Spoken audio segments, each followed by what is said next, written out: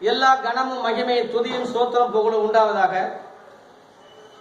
உங்கள் கொடுத்த காலண்டருடைய வசனத்திலே உள்ள தலைப்பையே இன்றைக்கு புத்தாண்டு செய்தியாக உங்களுக்கு நான் சொல்ல போகிறேன். அந்த தலைப்பு வசனத்தை படிக்கிறீங்களா? செப்பனியா 3ஆம் அதிகாரம் 20ஆம் வசனம்.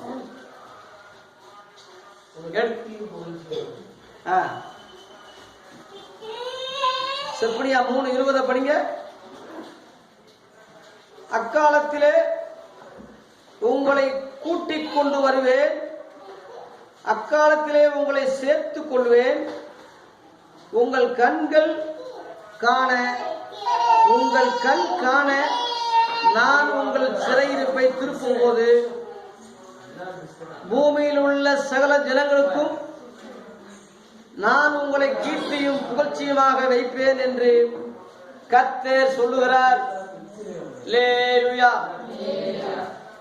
இதுல காலண்டர்ல உள்ள அந்த மெயின் வசனம் என்னன்னா,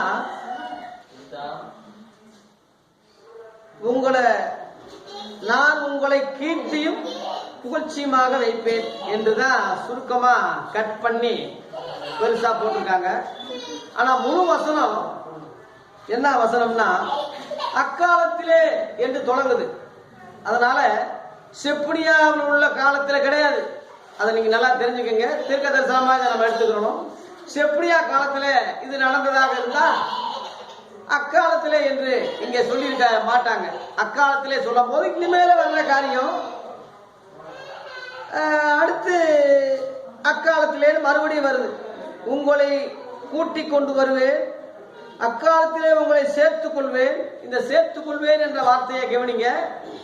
அக்காலத்திலே 2 தடவை வருது.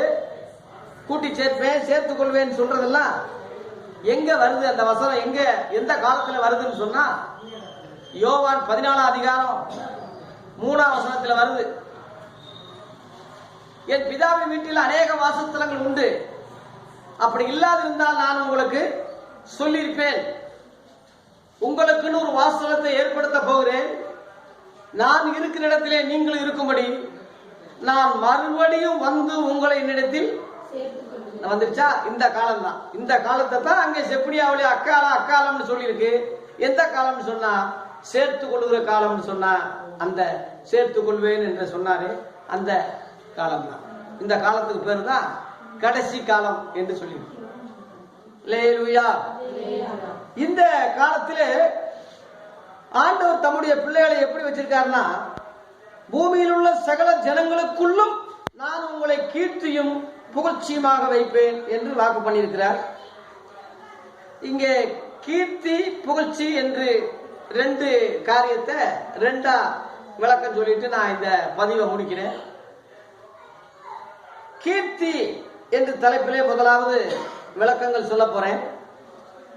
பழைய ஏற்பாட்டு கீர்த்தி கிடையாது. இது பழைய ஏற்பாட்டு கீர்த்தின்னா அக்காலத்திலேன்னு சொல்லி இந்த காலத்தை குறிச்சு, புதிய ஏற்பாட்டு காலத்தை குறிச்சு, இயேசு சேர்த்துக் கொள்கிற காலத்தை குறிச்சு சொல்லி இருக்க மாட்டாங்க. ஆகவே இந்த கீர்த்தி என்பது பழைய ஏற்பாட்டு கீர்த்தி அல்ல. பழைய ஏற்பாட்டுல கீர்த்தி யாருக்கு வந்ததுன்னா, யோசுவா 6ஆம் அதிகாரம் 27 யோசுவாவுடைய கீர்த்தி பெருகிட்டு இருக்கு. 1 ராஜாக்கள் 4ஆம் அதிகாரம் 31ஆம் வசனத்துல சாலமோனுடைய கீர்த்தி பெருகிட்டு அப்படின்னு இருக்கு. 1 நாளாகவும் 14:17 தாவீதினுடைய கீர்த்தி பெருகிட்டு அப்படின்னு போட்டிருக்கிறது. எஸ்தர் புஸ்தகம் 9ஆம் அதிகாரம் 4ஆம் வசனத்திலே முரகாய் எஸ்தர் காலத்திலே யூதருடைய கீர்த்தி பெருகிட்டு அப்படின்னு சொல்லியிருக்கு. இதெல்லாம் பழைய ஏற்பாட்டில் உள்ள கீர்த்திகள். அந்த கீர்த்திகள் பெருகிறதுனால வந்ததுனால அநேகர் பரலோகத்துக்கு போயிட்டாங்க, கர்த்தருக்கு பிரியமா வந்துட்டாங்கன்னு சொல்ல முடியாது. உதாரணமா சாலமோனுடைய கீர்த்தியை பற்றி கேள்விப்பட்டு தென் தேசத்து ராஜஸ்திரி வந்து பொண்ணு வெள்ளியும் கொடுத்து அவன் ஞானத்தை குறித்து ஆச்சரியப்பட்டா, அதிசயப்பட்டா. அந்த அளவுல அறிவாளி ஞானி. ஆனா கடைசியில் என்ன ஆயிட்டான்னா, 1 ராஜாக்கள் 11ஆம் அதிகாரத்துல விக்கிர ஆராதனையா போயிட்டான். பாகால கட்டி சிலை வழிபாடு செய்து கோயிலை கட்டி பொம்பளைகளாலேயே கெட்டு போயிட்டான். எத்தனை மனைவின்னா எத்தனை? 1000 மனைவி, 1 2 இல்ல. 700 மனைவிகளும் 300 ஒப்பாட்டிக்கு வச்சிருந்தான்னு அதுலயே போட்டு. உன்னை வச்சே சாமியாரா போற காலத்துல 1000 வச்சு வாழ்ந்திருக்கான். அதுலயும் திருப்தி இல்லை அவனுக்கு. 1000ங்களுக்குள்ளே ஒரு புருஷனை கண்டேன், இவங்களுக்குள்ள ஒரு ஸ்திரியை காணவில்லைன்னு சொல்லி பிரசங்க 7ஆம் அதிகாரம் 29 சொல்லி மாயன்னு ஒண்ணுமே கிடையாதுன்னு அநியாயமா தான் கடைசியில போச்சுன்னு சொல்லி ஒரு திருப்தி இல்லாம செத்தாங்க. அதனால அவன் கீர்த்தி பரலோகத்துக்கு எட்டல. அது மாதிரி இப்ப எஸ்தர் புஸ்தகத்தை எடுத்துக்கிட்டா கர்த்தர் என்ற வார்த்தையே அந்த புஸ்தகத்துல இல்ல, ஆண்டவர் என்ற வார்த்தையே இல்ல, தேவன் என்ற வார்த்தையே இல்ல, ஜெபம் என்ற வார்த்தையே அதுல இல்ல எஸ்தர் புஸ்தகத்துல. எதுக்கு எடுத்தாலும் திருத்தவங்க எஸ்தரின் ஜெபம், எஸ்தர் உபவாசம் ஜெபம் பண்ணான்னா ஜெபம் என்ற வார்த்தையே இல்லையா அதுல, கர்த்தர் என்ற வார்த்தையே இல்லையா. எனக்காக உபவாசம் பண்ணுங்கன்னு அந்த அம்மா சொல்லிச்சே தவிர கர்த்தருக்காக உபவாசம் பண்ணுங்கன்னு சொல்லல. அப்ப ஏன் அந்த புஸ்தகம் பைபிள்ல சேர்த்திருக்குன்னா யூதர்களுடைய வரலாறு தெரிவிக்கிறதுக்காக, யூத வம்சம் எப்படி வந்ததுன்னு யூதர்களுக்காக அந்த வம்சத்துக்காக சேர்க்கப்பட்டதை தவிர வேற இல்ல. அதே மாதிரி சாலமோனுடைய உன்னத பாட்டும் அப்படித்தான். கர்த்தர் என்ற வார்த்தை இல்ல, தேவன் வார்த்தை இல்ல, ஆண்டவர் வார்த்தை இல்ல. அது அந்த உன்னத பாட்டு புஸ்தகத்துல அதையும் ஏன் சேர்த்தாங்கன்னா சாலமோன் இயேசுவுக்கு ஒப்பனையா இருக்கு, மணவாளன் சூளமத்தியா சபைன்னு சொல்லி எவனோ சொல்லிட்டான் போட்டுக்குன்னு சொல்லி அப்படி சேர்த்துட்டாங்க. அதுல அவர் 10,000ங்களில் அளவுள்ளவர், நேசர், வர்றார் போறாருன்னு சொல்லி ஒரு மரியாதையா சொல்றதுனால இயேசுவா தான் இருக்கும் இது, அதனால நமக்கு எதுக்கு சேர்த்துருவோம்னு சேர்த்துட்டாங்க. ஆனா உண்மையிலேயே சாலமோனை விட இயேசு பெரியவர்னு இயேசுவே சொன்னார். மத்திய 12ஆம் அதிகாரம் 41 42 இதோ சாலமோனிலும் பெரியவர் இங்கே நான் இருக்கிறேன்னு சொன்னார். அல்லேலூயா. இயேசுவோட உலகத்துல எந்த மனுஷனையும் ஒப்பிட முடியாது. சும்மா சொன்னாங்க. தாவீதின் குமாரன் இயேசுவை சொன்னாங்க, தாவீதின் கீர்த்தி பெருசா இருக்குன்னு சொன்னோம். ஆனா இயேசுவே அதை ஏத்துக்கல. மத்திய 22ஆம் அதிகாரத்துல 39 படிக்கும் போது வேதவார பரிசேயர்கிட்ட இயேசு கேட்கிறாரு, கிறிஸ்து யாருடைய குமாரன் அப்படி சொல்லும் போது தாவீதின் குமாரன் சொல்றாங்க. 110ஆம் சங்கீதத்தை ஒப்பிட்டு அந்த தாவீதே கர்த்தரை குறிச்சி ஆண்டவர்னு சொல்லி இருக்கும் போது அவனுக்கு அவர் எப்படிடா குமாரனா இருக்க முடியும்னு கேள்வி கேட்கிறாரு. எவனும் பதில் பேசல, வாயை பொத்திட்டாங்க. இயேசு தாவீதின் குமாரன் அல்ல, தேவகுமாரன். அல்லேலூயா. அப்ப ஏன் தாவீதின் குமாரன் சொல்லி இருக்குன்னா உலக சரித்திரத்துக்காக சொல்லியிருக்கு. கிமு கிபின்னு வரலாறு வேணும்ல, அதனாலதான் மரியாளின் குமாரனாக, தாவீதின் குமாரனாக, ஆபிரகாமுடைய குமாரனாக சரித்திர ரீதியில் அழைக்கப்பட்டதே தவிர உண்மையிலேயே அவர் தேவகுமாரன் சொல்றதுதான் கரெக்டான ஒரு காரியம். அல்லேலூயா. ஆகவே இயேசுவின் கீர்த்தி புதிய ஏற்பாட்டில் ரொம்பவே பெரிய. மத்தேயு 4ஆம் அதிகாரம் 24 படிங்க. மத்தேயு 4:24 அவருடைய கீர்த்தி பிரசித்தமாயிற்று. அவருடைய கீர்த்தி எல்லா இடங்களிலும் பிரசித்தமாயிற்று. 9ஆம் அதிகாரம் மத்தேயு 9:31 படிங்க.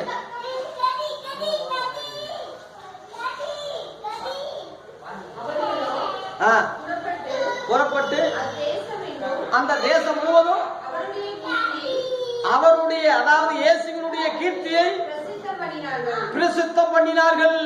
அல்லேலூயா. ஆகவே இயேசுவின் கீர்த்தி தேசம் முழுவதும் மக்கள் பரப்புனாங்க. அவ்வளவு பெரியவர், அவ்வளவு வல்லவர், அவ்வளவு காரியம். இயேசுவை ஏற்றுக்கொண்டு ஊழியக்காரனான அப்போஸ்தலனாகிய பவுலுடைய கீர்த்தி கூட அதே மாதிரி பெருகிச்சின்னு சொல்லி அப்போஸ்தலர் 21:39 படிக்கிறோம். அப்போஸ்தலர் 21:39 படிங்க.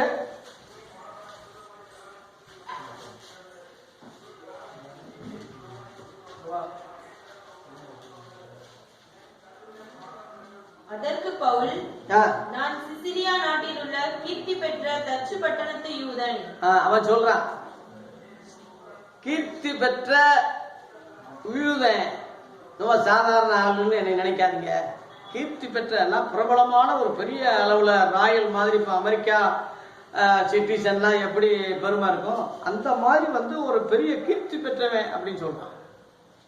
ஆனா அவரை கர்த்தர் தெரிந்து கொண்டு, நான் ஆண்டவருக்கு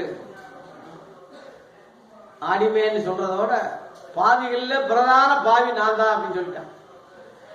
பாவிகளை ரசிக்க கிறிஸ்து உலகத்தில் வந்தாருன்னு சொல்றது உண்மை.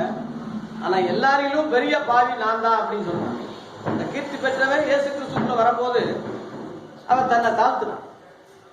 ஆகவே இயேசு கிறிஸ்துடைய கீர்த்தியும் சரி, அவருடைய ஊழியக்காரனுடைய கீர்த்திகளையும் சரி புதிய ஏற்பாட்டில் பெருகிச்சு. இந்த கீர்த்தி தான் இன்னைக்கு நிக்குது.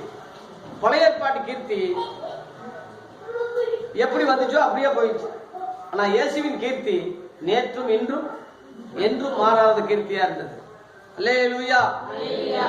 ஆகவே புதிய ஏற்பாட்டுடைய கீர்த்தி ரெண்டு வகைப்படும். ஒன்னு பேதுரு 2 20 வசனத்தை படிங்க. 1 பேதுரு 2:20. நீங்கள் குற்றம் செய்து அடிக்கப்படும் போது பொறுமையோடு சகித்தால் அதனால் என்ன கீர்த்தி உண்டு? குற்றம் செய்து பொறுமையோடு சகித்தால் அதனால என்ன கீர்த்தி உண்டு அப்படின்னு போட்டு.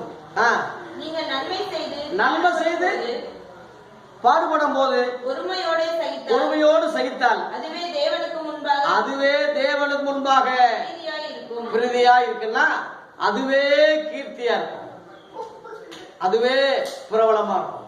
தீமை செய்து பாடுபடும் போது அது சகித்து அது என்ன பிரயோஜனம்?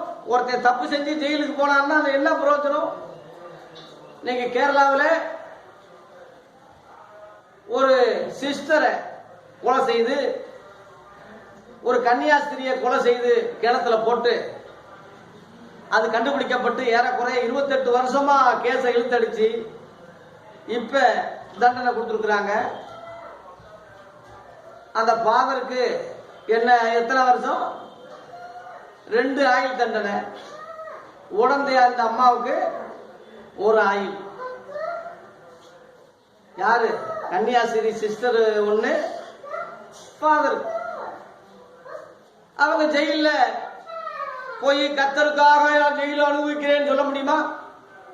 என் தேவனுக்காக பாடுபடுகிறேன் அடிபடுறேன்னு சொல்ல முடியுமா அவங்க? அதே மாதிரி இங்கிட்டு ஒரு செய்தி கேள்விப்பட்டேன். சாமுவேலா பேரு, சின்ன 7 வயசு பிள்ளைய கெடுத்து கொண்டிருக்கான். ஆயுள் தண்டனை, இரட்டை ஆயுள் தண்டனை அவனுக்கு. வேலை பார்க்கும்போது வேதனையா இருக்கு. இது என்ன கீர்த்தி இருக்கு? கர்த்தருக்காக ஜெயிலுக்கு போனேன்னு சொல்ல முடியுமா? ஆட்டோ சங்கர் கிறிஸ்தவனா மாறிட்டான், பெருசா சொல்றான். எத்தனை கொலை செஞ்சான், எத்தனை பேரை கற்பழிச்சான், அது ஒரு கீர்த்தியா சொல்ல முடியாது. தீமை செய்து பாடு அனுபவிக்கும் போது அதுல என்ன கீர்த்தி இருக்கு? நன்மை செய்து பாடு அனுபவித்தால் அதுவே தேவனுக்கு முன்பாக பிரீதியா இருக்கும். இயேசு நன்மை செய்து பாடுபட்டார். அல்லேலூயா. ஒரு குற்றமும் செய்யாம, தப்பும் செய்யாம, அநியாயமா உங்க மேல போய் சொல்றாங்களா, பழி சாட்டுறாங்களா, தண்டனை வருதா, உங்களுக்கு பாக்கியம். நான் இயேசுவுக்காக ஜெயிலுக்கு போயிருக்கேன். ஒரு தப்பு செய்யாம 2 முறை சிறை சென்றிருக்கேன், பாடுகள் பட்டிருக்கேன். அது தேவனுக்கு முன்னாடி பிரீதியா மகிழ்ச்சியாய் கர்த்தருக்காக நீதி நிமித்தம் நான் பாடுபட்டேன், அவர் நிமித்தம் நான் ஜெயிலுக்கு போனேன்னு இன்னைக்கும் பெருமையா சாட்சி உண்டு. அந்த கஷ்டம் துன்பம் நமக்கு வரலாம், அது நமக்கு பாக்கியமா முடியும். ஆனா அந்நிய காரியத்தில் தலையிட்டு பாடுபடுவனா இருக்க கூடாது. ஒருவன் கிறிஸ்தவனா இருப்பதனால் பாடுபட்டா வெக்கப்படக்கூடாது. அந்நிய காரியங்களில் தலையிட்டு ஒரு பாடு வரும்போது, கஷ்டம் வரும்போது அது ஆண்டவருக்காக கீர்த்தி புகழ்ச்சின்னு சொல்ல முடியாது. அது அவ கீர்த்தி, அது பேர். அதனால கர்த்தருக்காக வர்ற கீர்த்தி நற்கீர்த்தி. கடைசியாக பவுல் சொன்ன ஒரு விஷயம், அக்காலத்திலேன்னு சொல்லி செப்பனியாவில் சொன்னது புதிய ஏற்பாட்டு காலம். இந்த புதிய ஏற்பாட்டு காலத்திலே கடைசியாக பவுல் சொன்ன ஒரு விஷயம் பிலிப்பியர் 4:8. அதை சொல்லிதான் முடிக்க போறேன். பிலிப்பியர் 4:8 கடைசியாக சகோதரரே என்று முடிக்கிறார். அக்காலத்திலே சொன்னது புதிய ஏற்பாட்டு காலம், சேர்த்துக் கொள்றேன்னு சொல்றது. கடைசியாக அவர் சொல்ற ஆலோசனை 8ஆம் வசனத்திலே 8 காரியம்.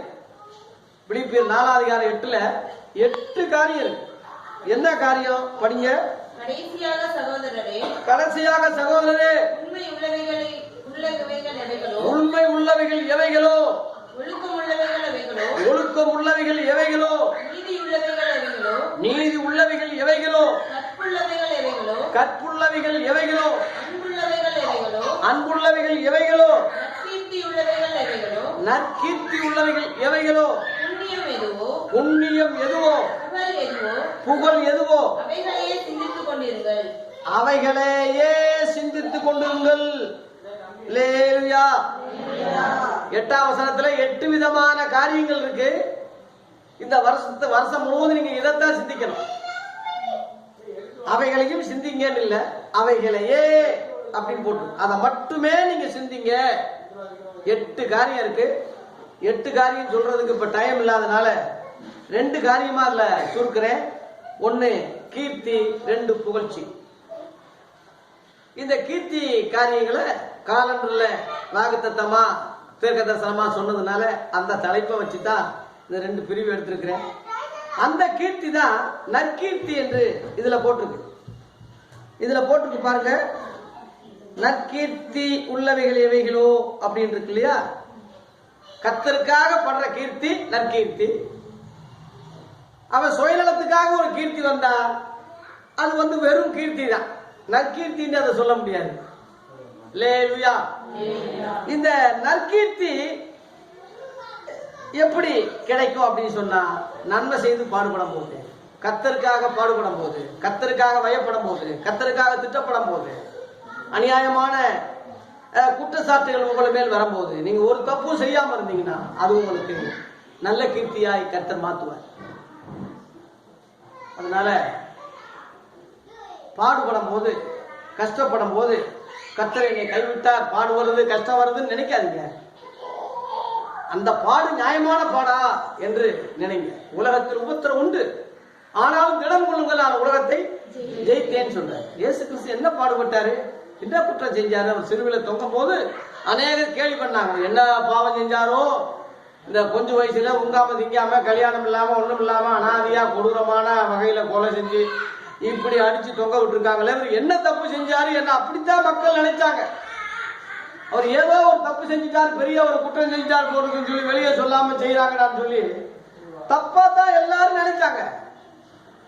இயற்கையே தாங்க முடியல, அந்த காலம் வந்துருச்சு, நிலநடுக்கம் வந்துருச்சு, கடல் பொங்கிச்சு, இயற்கை சீற்றங்கள் எல்லாம் பார்க்கும் போது ஒரு பெரிய போர் சேவனே, ரோம போர் சேவனே, இவைகள் எல்லாம் பார்க்கும்போது மெய்யாகவே இவர் தேவகுமாரன் தான் சொல்லி ஒப்பு கொடுத்தான்.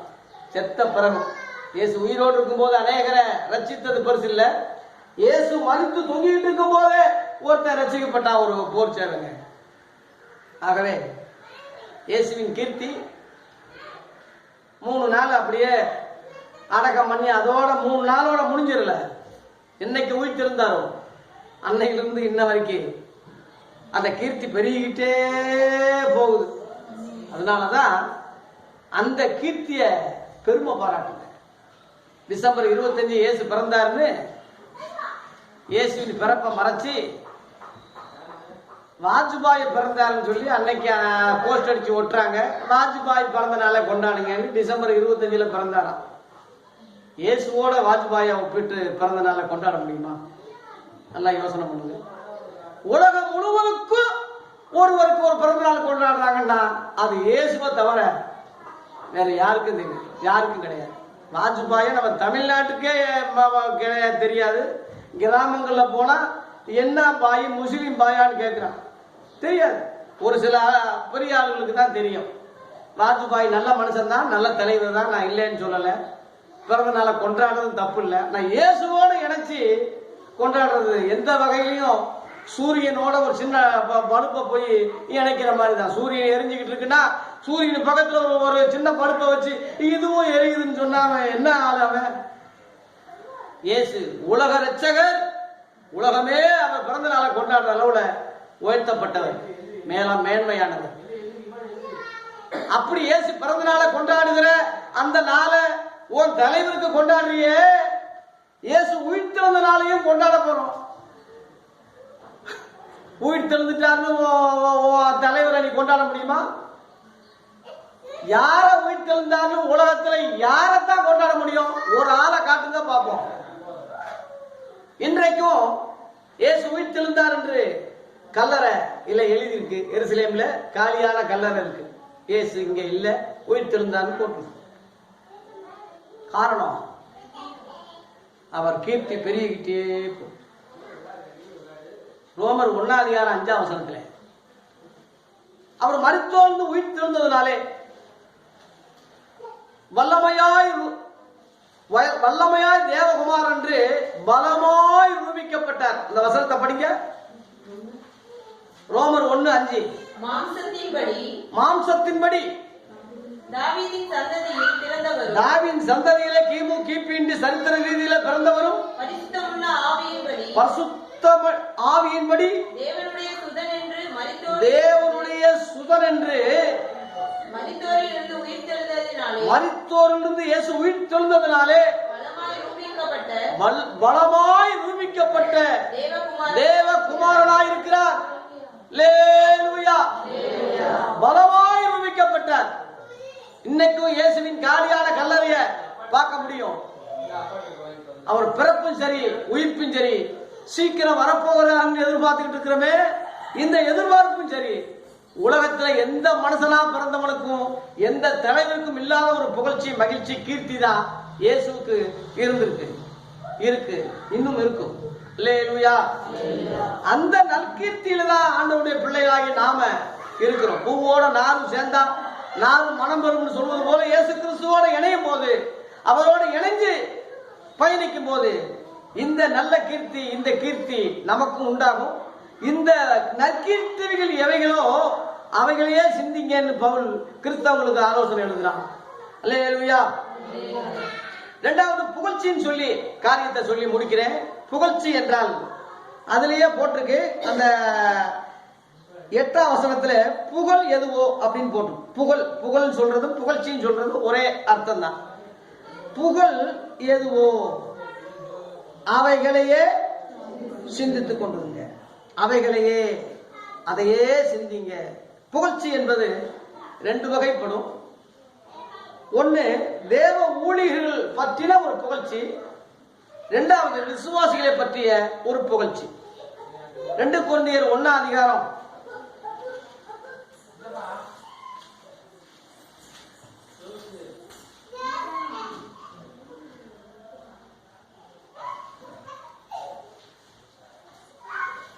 2 கொரிந்தியர் 1:14 வசனத்தை படிங்க. நீங்கள் எங்களுக்கு புகழ்ச்சியாய் இருப்பது போல நாங்கள் உங்களுக்கு புகழ்ச்சியாய் இருக்கிறதை ஒருவர் ஒத்துக்கொண்டிருக்கிறீர்களே. எவனிங்க? நாங்களும் உங்களுக்கு புகழ்ச்சியா இருக்கிறோம். நாங்களும் அப்படின்னா ஊழியக்காரர்கள் சப விசுவாசிகளுக்கு புகழ்ச்சியா இருக்கணும், இகழ்ச்சியா இருக்கக்கூடாது. இவர் எங்க பாஸ்டர் அப்படின்னு சொல்லி பெருமையா சொல்லணும். விசுவாசிங்க, எங்க பாஸ்டர் போல ஒரு சத்தியம் பேசுறவர் யாரும் இல்ல, எங்க ஊழியக்காரன மாதிரி உண்மையா இருந்தவர் யாரும் இல்ல, பரிசுத்தமா இருந்தவர் யாரும் இல்ல, எங்க ஊழியக்காரரு ஒரு தேவ மனுஷன், ஒரு பரிசுத்தவான். இப்படி ஒரு புகழ்ச்சி சபை விசுவாசிகளுக்கு அந்த சபை ஊழியக்காரனை பற்றி இருக்கணும். அதான் பவுல் சொல்றான். உங்களுக்கு நாங்க புகழ்ச்சியா இருக்கிறோம். அல்லேலூயா. 9ஆம் அதிகாரம், அதுலயே 9ஆம் அதிகாரத்திலே 2 கொரிந்தியர் 9ஆம் அதிகாரம் 2ஆம் வசனம் படிங்க. உங்கள் மன விருப்பத்தை அறிந்திருக்கிறேன். அகாயாவில் உள்ளவர்கள் 1 வருஷமாக ஆயத்தமாய் இருக்கிறார்கள் என்று நான் மக்கெனியாவிலே சொல்லி உங்களை புகழ்ந்தேனே. விசுவாசிகளை பற்றி ஊழியக்காரன் புகழ்றான். உங்களை நான் புகழ்ந்தேனே. அதனால வீண் புகழ்ச்சி இருக்கக்கூடாது, தவிர உண்மையான புகழ்ச்சி செய்யலாம். இப்ப சாட்சி சொல்லும் போது சில நான் புகழ்ந்தேன், அந்த சகோதரி சொன்னது உண்மை, சகோதரர் சொன்னது உண்மை, புகழ்ந்தேன். அது நியாயமானது. வீண் புகழ்ச்சி கிடையாது, பொய் புகழ்ச்சி கிடையாது. முகஸ்துதியும் கிடையாது. ஆகவே உண்மையான விசுவாசிகள் நேர்மையா இருக்கும் போது அந்த ஊழியக்காரன் அந்த விசுவாசிகளை குறித்து புகழ்ச்சியா சொல்லலாம், புகழ்ச்சியா பேசலாம். அது தப்பு இல்லை, அது தேவன் அங்கீகரிக்கிறார் அந்த புகழ்ச்சியை. அல்லேலூயா. அடுத்து 10ஆம் அதிகாரம், அதுலயே 2 கொரிந்தியர் 10ஆம் அதிகாரம் 18ஆம் வசனத்தை படிங்க.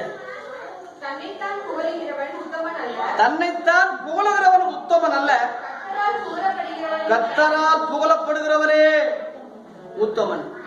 தன்னைத்தானே புகழ்ந்துகிட்டு இருக்க கூடாது. சில ஆளுங்க பிரசங்கம் பண்ணும் போது தன்னை பற்றியே அதிகமா சொல்லுவாங்க.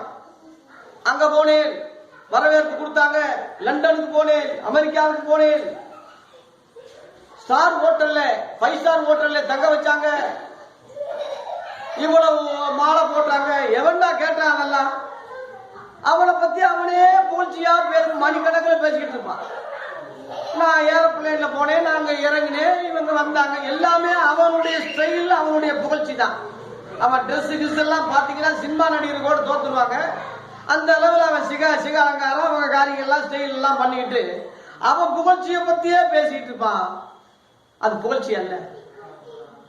கர்த்தரால் புகழப்படுகிறவனே உத்தமே. கர்த்தர் புகழணும், அவனை புகழ்வார், நிச்சயமா புகழ்வார். இதே பூமியில புகழ்ச்சி உண்டாகும், பரலோகத்திலையும் புகழ்ச்சி உண்டாகும். இந்த பூமியிலையும் உண்மையுள்ள ஊழியர்களுக்கு, உண்மையுள்ள விசுவாச பிள்ளைகளுக்கு புகழ்ச்சி உண்டாகும். சாரா நவரோஜ் அம்மா பரிசுத்தமா வாழ்ந்தாங்க, நல்ல பாடல்களை ஏற்றினாங்க, மறிச்சாங்க. இன்னைக்கு அந்த அம்மாவுடைய புகழ்ச்சி கீர்த்தி பெருகிட்டு தானே இருக்கு. அந்த அம்மா பாடல் பாடும்போது கண்ணீர் வருது நமக்கு. வேதாய் சாஸ்திரியால் ஏறக்குறைய 200 வருஷத்துக்கு முந்தின நபர். இன்னைக்கு அவருடைய பாடல் தேனாமிரதமா இருக்கு. கர்நாடக சங்கீதத்தில் அதை அடிச்சுக்கிறதுக்கு எந்த சக்தியும் கிடையாது. இன்னைக்கும் அந்த பாடல் உருக்கமா இருக்கு. இன்னைக்கும் கண்ணீர் வரக்கூடிய அளவுல தான் இருக்கு. வயலட் ஆரனுடைய அம்மாவுடைய பாடல், இன்னும் நிறைய பரிசுத்தவான் நடராஜ முதலியாருடைய பாடல், நிறைய பாடல்களை இன்னைக்கு நம்ம பார்க்கிறோம். அவங்க கீர்த்தி இன்ன வரைக்கும் இருக்கு. மறித்தும் இன்னும் பேசுகிறான்னு சொல்லி ஆபியால சொன்ன மாதிரி இன்னும் அவங்க கர்த்தருக்குள்ள மறிச்சாலும் இன்னைக்கு அவங்க கீர்த்தியா தான் இருக்காங்க, புகழ்ச்சியா தான் இருக்காங்க. அதை குறித்து புகழ்றது தப்பு இல்லை. அவங்க கர்த்தரால புகழப்படுகிறவர்கள் பாக்கியவான்கள். ஆகவே இந்த ஆண்டுல தேவன் நம்முடைய கீர்த்தி பெருகணும், ஆண்டவர் நம்மளை புகழணும். கர்த்தரால் புகழப்படுகிறவனே யாரு? உத்தமே அப்படின்றது. கர்த்தர் நியாயந்திருப்பு நாள்ல சொல்றார், உண்மை உத்தம் இல்ல ஊழியக்காரனே, உன் எஜமான சந்தோஷத்துல என்ன செய், பிரவேசின்னு சொல்றார்.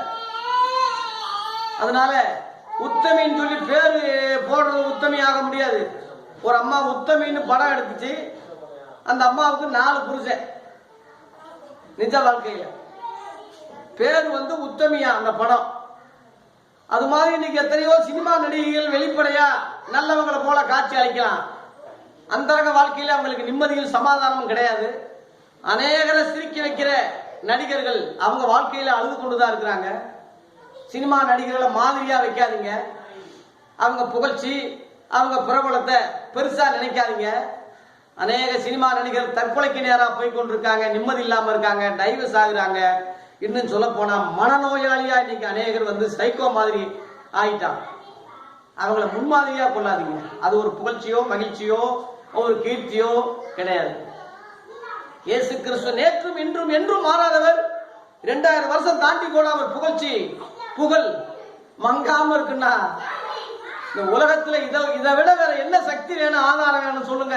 உலகத்துல எத்தனையோ பேர் வாழ்ந்தவர் கோடி, மறைந்தவர் கோடி, எத்தனையோ பேர் வந்தாங்க போனாங்க. இயேசு கிறிஸ்து மட்டும்தான் நேற்றும் இன்றும் என்றுமே அவர் புகழ் மாறாமல் மங்காமல், அவர் கீர்த்தி குறையாம இருக்கு.